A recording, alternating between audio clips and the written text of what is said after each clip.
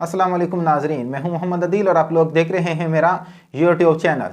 तो नाजरीन, पंजाब के अंदर जो है वो 40 से ज़ायद अरकान पंजाब असम्बली का एक फारवर्ड ब्लॉक बनने जा रहा है, जो कि पाकिस्तान तहरीक इंसाफ के बागी अरकान असम्बली के ऊपर मुश्तमिल होगा। तो ये एक बड़ी जो है वो हैरत अंगेज़ किस्म की डेवलपमेंट हो रही है, ख़ास तौर के ऊपर पंजाब में, क्योंकि पाकिस्तान तहरीक इंसाफ के जितने भी मुनहरफ अरकान थे उन सब को जो है वो एक प्लेटफॉर्म के ऊपर इकट्ठा किया जा रहा है। और जिन नामों का यहाँ पर हम जिक्र करेंगे उनमें अलीम खान, जहांगीर खान तरीन और चौधरी सरवर साहब हैं। ये वो बड़े नाम हैं जो इस ग्रुप के करता धरता लोगों में जिनका शुमार होगा। जहाँ तक इस ग्रुप की ये सारे के सारे ग्रुप को कंट्रोल जो करना है और जितने भी अरकान हैं उनको इस ग्रुप में शामिल करवाना है, ये सारी की सारी जो जिम्मेदारी है ये आसफ अली जरदारी को दे दी गई है। और उनको ये कह दिया गया है कि जितने भी पाकिस्तान तहरीक इंसाफ से जो लोग नाराज़ हैं या जिन्होंने तहरीक इंसाफ को छोड़ा है, उन सब लोगों को इकट्ठा करके एक नई पार्टी पंजाब के अंदर बना दी जाए, क्योंकि ये इस नई पार्टी के अंदर वस्ती और जनूबी पंजाब दोनों के अहम रहनुमाओं को शामिल किया जाएगा। और साथ ही साथ पाकिस्तान पीपल्स पार्टी और PMLN के कुछ लोगों को भी इस पार्टी के अंदर शामिल किया जाएगा।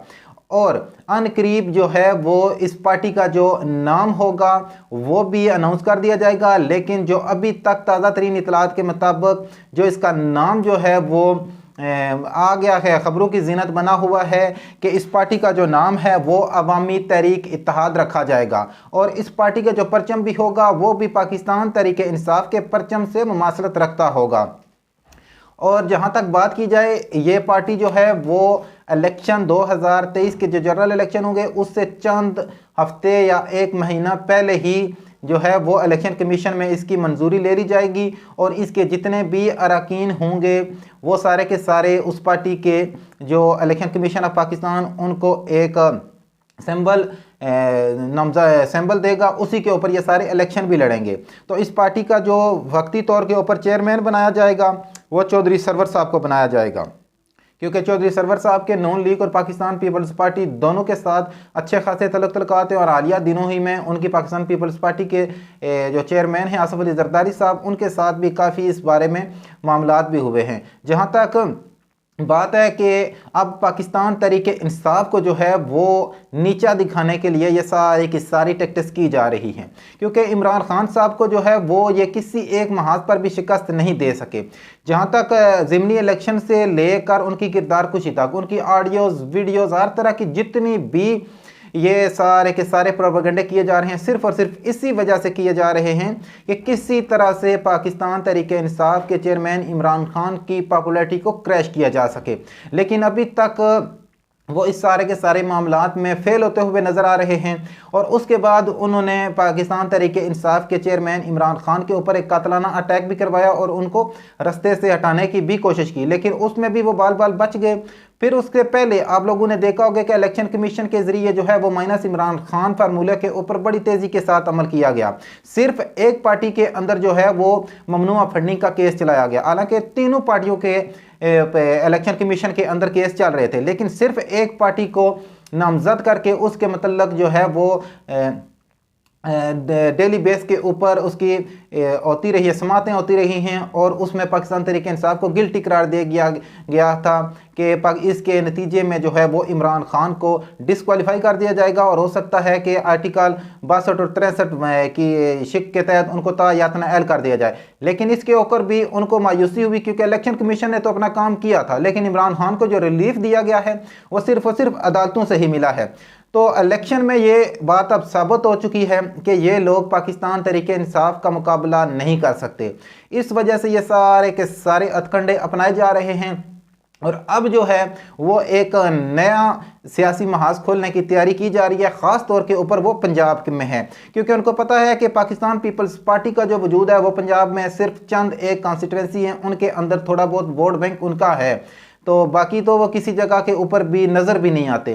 तो PMLN का जो वोट बैंक है वो काफ़ी मजबूत है। ये नहीं है कि पंजाब में जो है वो सिर्फ और सिर्फ PTI है, उसका कोई मुकाबला नहीं है।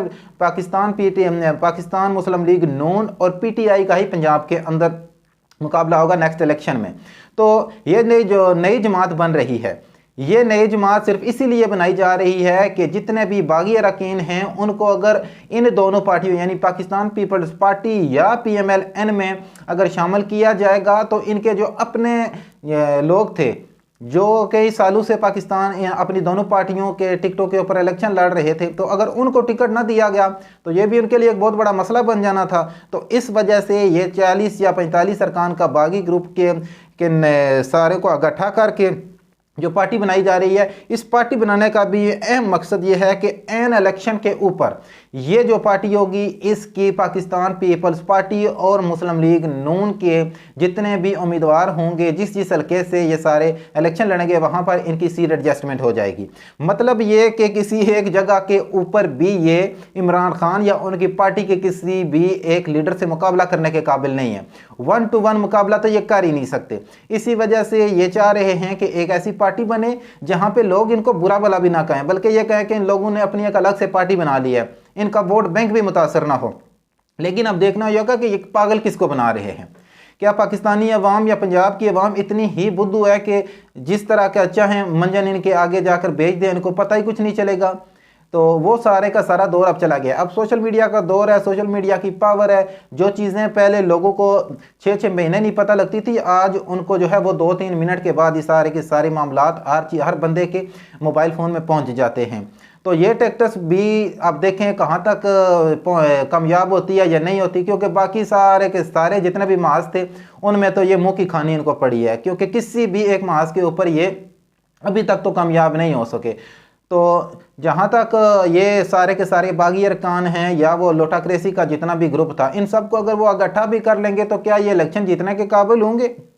सबसे बड़ी चीज़ ये है वो यही है कि क्या ये सारा का सारा गंद इकट्ठा करके अगर इनको किसी कॉन्स्टिट्यूंसी के अंदर इलेक्शन लड़ाया जाएगा तो क्या ये इलेक्शन जीत जाएंगे? इमरान खान के बंदे को लोग वो छोड़कर इस बंदे को वोट देंगे, या PMLN या पाकिस्तान पीपल्स पार्टी के कैंडिडेट को छोड़कर इन लोटुकों को वोट देगा जिसकी पार्टी का ना कोई मुस्तकबिल होगा? ये सिर्फ और सिर्फ एक इमरान खान को नीचा दिखाने के लिए एक पार्टी बनाई जा रही है कि उसको किसी तरीके से पंजाब में शिकस्त दी जा सके। और दूसरी तरफ जो है वो KP के अंदर भी जो है वो पाकिस्तान तहरीक इंसाफ के जितने भी अरकान असम्बली हैं उनको ये पैगाम दिया जा रहा है कि आप किसी दूसरी पार्टी के अंदर शमूलियत इख्तियार करें, क्योंकि पाकिस्तान तहरीक इंसाफ के चेयरमैन इमरान खान के नाम के ऊपर क्रॉस लग गया है, तो अब वो दोबारा इख्तियार के अंदर नहीं आ सकते।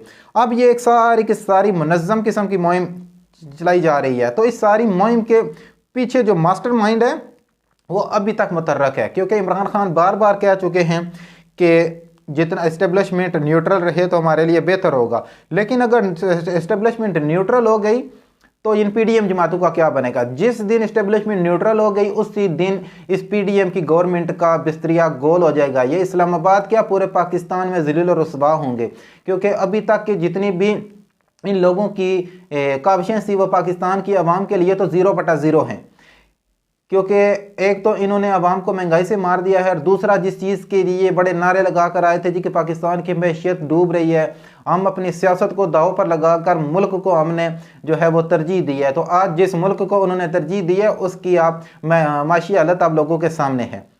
आज पाकिस्तान के जो फॉरेन रिजर्व हैं वो टोटल 4 से 5 अरब रुपये टोटल रह गए हैं, 5 अरब डॉलर्स या उससे कुछ जायद होंगे।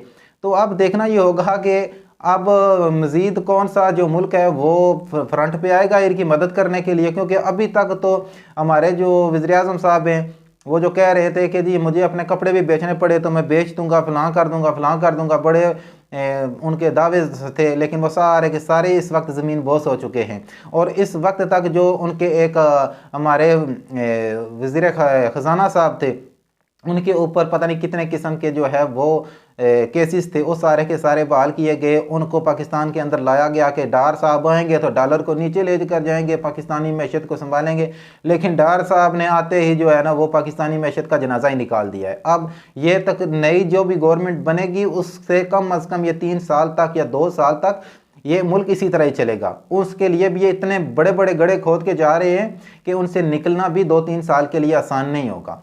तो इस नई पार्टी के मतलब जो भी मज़ीद अपडेट आएगी वो भी आप लोगों से मैं शेयर करूंगा। अगर आप लोगों ने अभी तक मेरे चैनल को सब्सक्राइब नहीं किया तो मेरी मज़ीद वीडियोस को देखने के लिए मेरे चैनल को लाइक करें, ताकि मेरी वीडियोज़ आप लोगों तक बर वक्त पहुँच सकें। मिलता हूँ नेक्स्ट वीडियो में। अल्लाह हाफिज़।